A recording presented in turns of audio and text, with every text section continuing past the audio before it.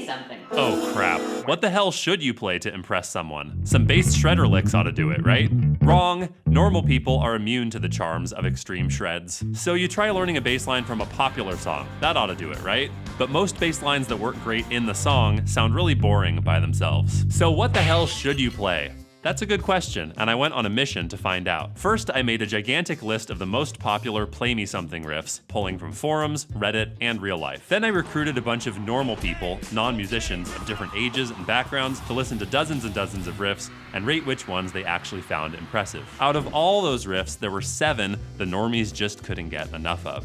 7 riffs that actually made them go, whoa, that's cool, even without a backing track. And what's funny is some of my favorite riffs, like Don't Stop Believin', or Money, or Under Pressure, did not make the cut. So if you learn these 7 riffs, you'll be insured for life to impress anyone who asks you to play something. And the 7th most impressive riff was a surprising choice to me because it's from a song I didn't think would be all that thrilling, but all the normies loved it. This riff is a blast from the 1958 past, featuring a tasty, danceable rhythm, and it sounds a little something like...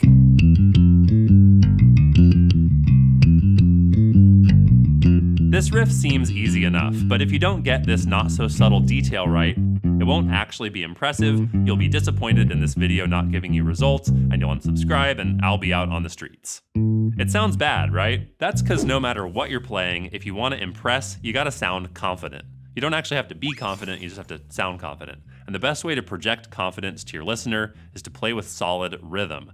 Without it, it doesn't really matter what cool notes you play, because they're not gonna feel good. So this riff is a great way to train yourself up to be confident with rhythm, because it uses a simple mix of quarter and eighth notes, which is music mumbo jumbo for nerds. Basically, it's not too complex to get solid even as a beginner, and it's easy for your listener to latch onto the groove. And you can actually get away with a handful of different versions of the notes in this riff, so you don't even have to learn it perfectly. In the original bass line, whether you check the Richie Valens track or the popular Los Lobos cover, the bass players are doing tons of variations as the song goes. So you could play this, or this. As long as the average person thinks it sounds like La Bamba, or even La La La La Lasagna, they're gonna be stoked and think you're amazing. But they'll think you're 1/7 even more amazing if you can nail this, the 6th most impressive riff, according to the official and incontrovertible data of our incredibly scientific tests. Because La Bamba is fine, but it's a little on the dorky side, and you might want something a little more badass. And baseline number 6 is hard to beat. It.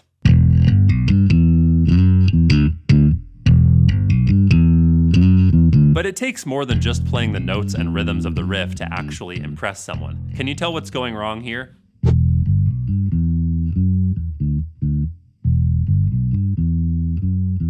Well, it's a rock song, right? Do I seem to be rocking? Not really. Because the secret to really hitting beat at full steam is to play with attitude.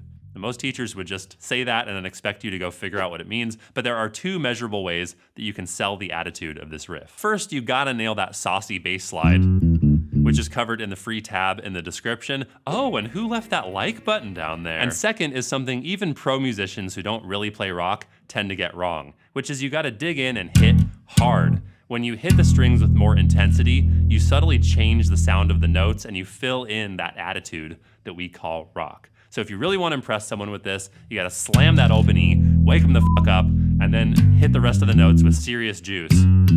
Match the intensity of that guitar riff, played by Steve Lukather, who also played the bass on this track. Beat It and La Bamba both train good beginner bass skills like clean fretting, solid rhythm, 8th note syncopation, all stuff you learn in detail in my step-by-step beginner to badass course, which you can check out at bassbuzz.com thanks to this incredibly seamless sales pitch. And as we move to the 5th most impressive riff, we'll be departing beginner territory and tackling some tougher riffs that'll blow minds even harder. But I'll give you some tweaks along the way that'll make them more playable whatever your level. So this next riff is a great way to impress your metal friends, but it also did surprisingly well with normal non-metal heads. From this band's classic second album, released in 1986, coming in at number 5 on the Normie Normison Killer Riffs charts.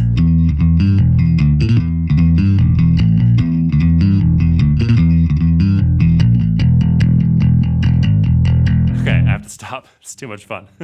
So how do you make sure it actually comes off as impressive when you play this riff? Same rules apply. You nail the confidence with rhythm, you nail the attitude by hitting hard. But because this riff is a notch higher in difficulty, you run the risk of breaking another sacred rule of impressing the normies. You know when someone shows you something they're working on, but it just seems like they're trying really hard and you just feel awkward for them? Same thing happens if you choose riffs you can't play comfortably, except now you're the someone. Perception is 9/10 of the law, so whatever riffs you add to your Impress People kit, you gotta really put in the time so you don't look like you're struggling. Check out Dave Ellefson playing this live. He's effortlessly rocking out, even though it's a kinda tricky riff. And you might also notice he's playing with a pick and not with his fingers. You can play this riff with your fingers, it'll still sound cool. But using a pick just gives you the full Ellefson attitude. So which should you use? Well, the pick is the right choice based on the original song, but the actual right choice is whichever one you're more comfortable with, because then you'll seem more confident and impressive.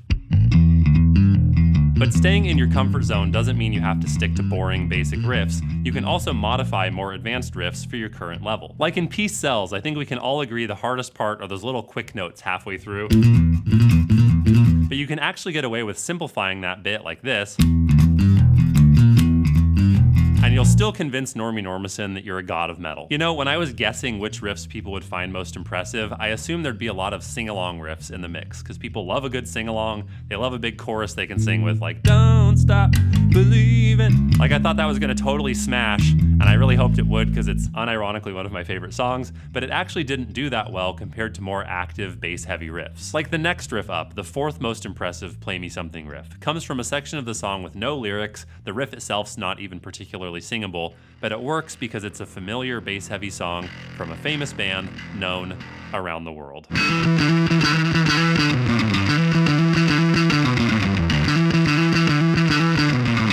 Such a sick Flea riff, but check out how easily I can make it sound unimpressive. What do you think is missing? It's not really flowing the way it should, right? That's cause I played all the notes with the exact same emphasis, but the original riff has some accented notes, notes that get more emphasis and volume, so it's not it's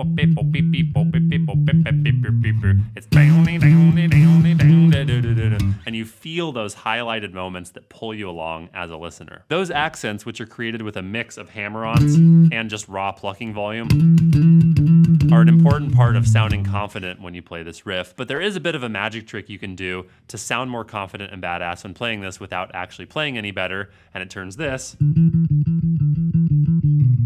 into this. Ah yes, the magic of the distortion pedal. Distortion, actually this exact distortion pedal, is single-handedly responsible for me not learning the guitar when I was younger, because I just thought whatever crap I was playing already sounded amazing. So distortion will help you sound more like the original song, and you'll automatically come off twice as badass. And now it's time to put on your big kid pants, because the third most impressive riff is loaded with fast notes that take way more endurance to play because they just keep going, from 2003's Absolution record.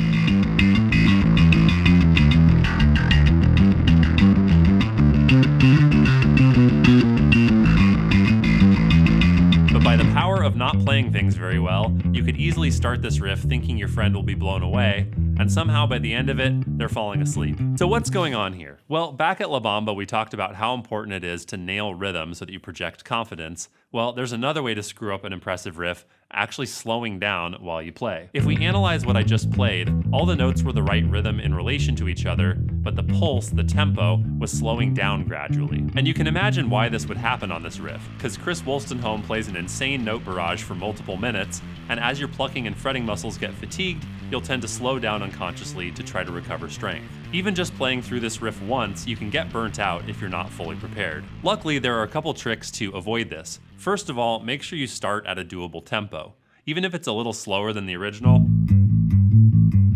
probably nobody's gonna notice as long as it's still recognizable and you don't slow down once you start. And second, a trick that'll help you no matter what speed you're playing. You know how this song starts with just bass and then the drums come in after? So the trick to sounding good when you're playing it solo is to imagine the drums are playing with you the whole time. Sounds a little dorky, but it's actually super powerful. So you don't wanna just robotically move your fingers. You wanna actually imagine you're playing with a band.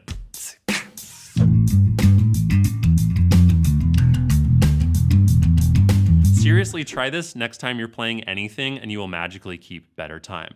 And also, you'll tend to just look like you're grooving and having more fun, which will sell the impressiveness even more. Making our way to the second most impressive riff. Honestly, I wouldn't have thought the younger people in our test group, they're younger people, would have liked this riff that much, because it came out in 1971. It's from a band people don't talk about that much anymore, but normies, young and old, all thought this riff was decidedly non-fragile.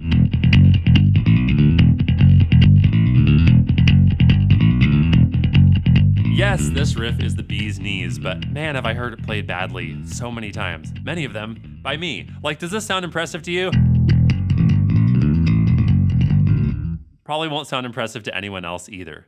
Let's face it, normies don't care about the level of details that us music nerds like to nerd about, but they will notice if your playing is too sloppy because you'll look like you're struggling, and also they might not even recognize what riff you're supposed to be playing. And most unfortunately for us impatient dummies, the secret to playing clean is to start by playing it really, really, really slow when you're first learning it. I know, it's really boring. It sounds boring, it is boring. All you wanna do is play it at the fun sounding speed on day one. But if you wanna actually wire your motor skills correctly in your brain and stand any chance of impressing someone, you just have to take it slow. And besides avoiding slop, there are a few details to Chris Squire's playing you need to get right if your friend actually is a music nerd. People often mess up the hammer-ons and ghost notes in this riff, so there's tabs and a bonus walkthrough video for all these riffs in the description to help you out. And now the moment has arrived. We're finally entering the realm of slap bass, beating out higher ground, and even the Seinfeld theme, if you can imagine it. Coming in at number 1, according to our pinnacle of science tests, the most impressive Play Me Something riff is...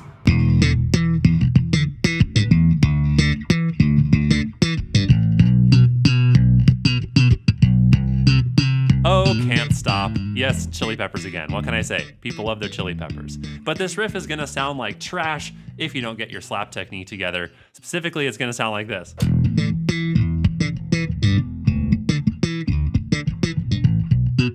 Bad. So you could put a bunch of work into your slap technique just to play this riff, or you could keep learning more inspiring songs, like the first 50 songs you should learn on bass, from super noob up to roundabout and hysteria level. But I just can't stop can't stopping.